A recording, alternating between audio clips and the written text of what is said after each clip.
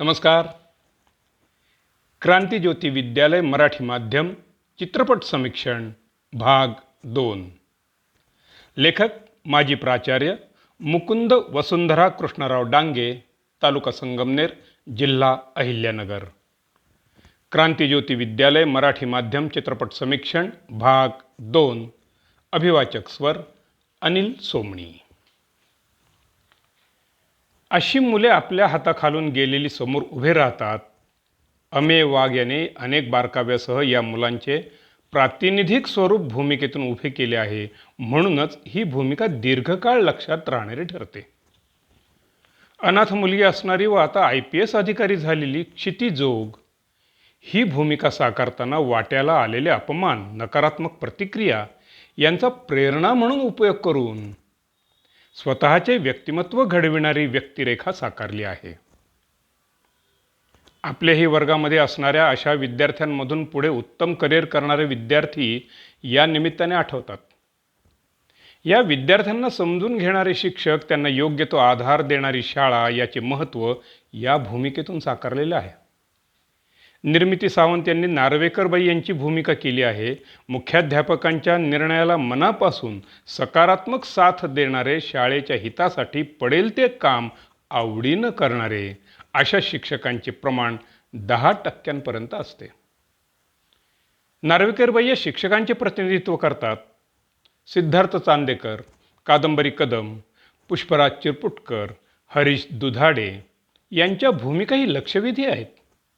प्राजक्ता कोळीने आपल्या पहिल्या मराठी चित्रपटात पदार्पणातच साकारलेली अंजली प्रेक्षकांच्या लक्षात राहते. पौगंड अवस्थेतील भावनिक आंदोलनातून, यामधून आलेल्या अनुभवांवर आयुष्यातील पुढील निर्णय प्रलंबित ठेवणाऱ्या तरुणांचे ती प्रतिनिधित्व करते. छायाचित्रणाच्या बाबतीत सत्यजित शोभा श्रीराम यांनी अलिबाग तालुक्यातून नागाव येथील विद्यालयात छायाचित्रण केले आहे. 1990च्या दशकातील शालेय विद्यार्थी वर्ग, पडवी, लाकडी बेंच, भिंतीचे रंग, मैदान यामुळे वास्तववादी नॉस्टॅल्जिक परिणाम साधता आला आहे. नैसर्गिक प्रकाश योजना आणि भावनिक प्रसंगी वापरलेली मंद प्रकाश योजना यांचा योग्य मेळ त्या ठिकाणी घातला गेलेला आहे. त्यामुळेच शाळा ही निर्जीव वस्तू न राहता जणू एक मुख्य पात्र म्हणून चित्रपटाला सहाय्यभूत ठरते. त्याचबरोबर गेल्या 35-40 वर्षात शाळेच्या स्वरूपामध्ये, भौतिक सुविधांमध्ये फारसा बदलही झालेला नाही, हेही अधोरेखित होते. आधुनिकतेबरोबर जुळवून घेताना शाळेच्या रचनेत सोयीसुविधा यातही बदल केले पाहिजेत. पालकांच्या पिढ्या बदलत आहेत. पूर्वी सामान्य आर्थिक परिस्थिती असणारे पालक होते, आता पालकांची आर्थिक स्थिती बदलली आहे. सुस्थितीतील या पालकांच्या शाळेकडील अपेक्षाही वाढल्या आहेत. आपल्या मुलाला सुसज्ज भौतिक सुविधा, विविध क्रीडा प्रकार, दृकश्राव्य साधने उपलब्ध झाली पाहिजेत. या अपेक्षांना मराठी शाळा कमी पडत आहेत. त्या कात कधी टाकणार हा प्रश्न माझ्यासारख्या शिक्षकांना चित्रपटातील शाळा पाहताना आवर्जून पडतो. आज सर्व क्षेत्रांमध्ये आमूलाग्र बदल होत आहेत. साध्या हेअर कटिंग सलूनचेही स्वरूप मेन्स पार्लरमध्ये झाले आहे.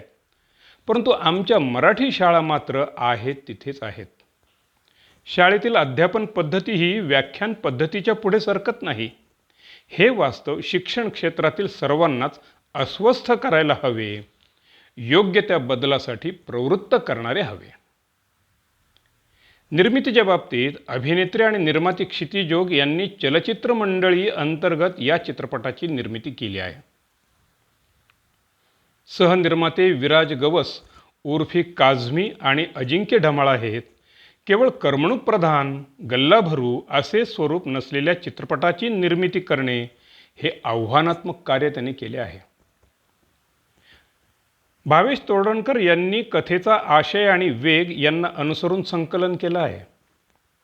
शिक्षकांच्या माजी विद्यार्थ्यांसोबतच्या सहलीमध्ये चित्रित केलेला प्रसंग, गाणे यात थोडा नाटकीपणा जाणवतो. संगीत आणि पार्श्वसंगीताच्या बाबतीत हर्ष विजय यांनी ही जबाबदारी सांभाळलेली आहे. शाळेत घडणाऱ्या प्रसंगांना योग्य पार्श्वसंगीताची साथ मिळाली आहे. गाणी, गीतकार, गायक.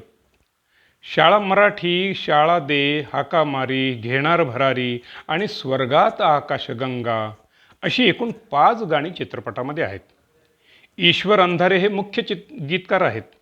तर रोहित राऊत, जुईली जोगळेकर, अनुजा देवरे, ऋषिकेश रिकामे, रोहित जाधव, रत्नाकर मतकरी यांनी स्वरताज चढवला आहे. चित्रपट पाहताना योग्य भावनिक वातावरण निर्मितीत गीतांचा प्रभावी वापर झाला आहे. यातील स्वर्गात आकाशगंगा हे रत्नाकर मतकरींचे गीत चित्रपटात येते. रत्नाकर मतकरी यांच्या आजवरच्या रहस्यकथा, नाटके यापेक्षा काही वेगळे असे हे गीत चित्रपटामध्ये ऐकताना वेगळा अनुभव येतो. काही गीते सोशल मीडियावर अनेक रील्स व व्हिडिओमध्ये वापरताना दिसतात, म्हणजेच प्रेक्षकांच्या दीर्घकाळ स्मरणात राहतात. थोडक्यात काही उणिवा चित्रपटात जाणवतात. विशेषतः चित्रपटाचा शेवट खूप घाईत होतो. शाळा पाडणाऱ्या जगताप यांना ज्या पद्धतीने प्रतिबंध केला गेला आहे तो फारसा भावत नाही. जनआंदोलनाची ही घाई झाल्यासारखी दिसते. मराठी शाळांनी योग्य ते बदल केले नाही तर ही परिस्थिती अनिवार्य आहे. या बदलांवर चित्रपटात फारसा भर दिला जात नाही. चित्रपट काही ठिकाणी रेंगाळल्यासारखं वाटतं.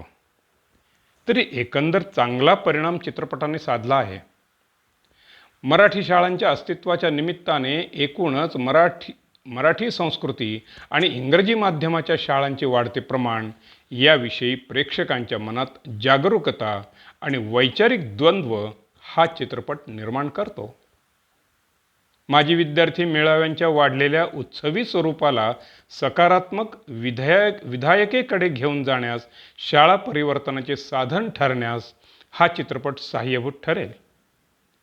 हा चित्रपट केवळ माजी विद्यार्थ्यांनाच प्रेरणादायी आहे असे नव्हे, तर सध्या शिक्षकांमध्ये आपण ज्या शाळेत काम करतो त्या शाळेविषयी आस्था वाढविण्यास, पेशावरील निष्ठा दृढ करण्यास, विद्यार्थी सर्वांगाने घडविण्यास हा चित्रपट सहाय्यभूत ठरेल. शिक्षकांना आत्मपरीक्षण करण्यास हा चित्रपट भाग पाडतो. शासकीय अधिकारी, लोकप्रतिनिधी आणि सामान्य नागरिक, पालक यांनाही योग्य मार्गदर्शन या चित्रपटातून मिळू शकेल असा परिणाम या चित्रपटानं साधला आहे. समाप्त. धन्यवाद.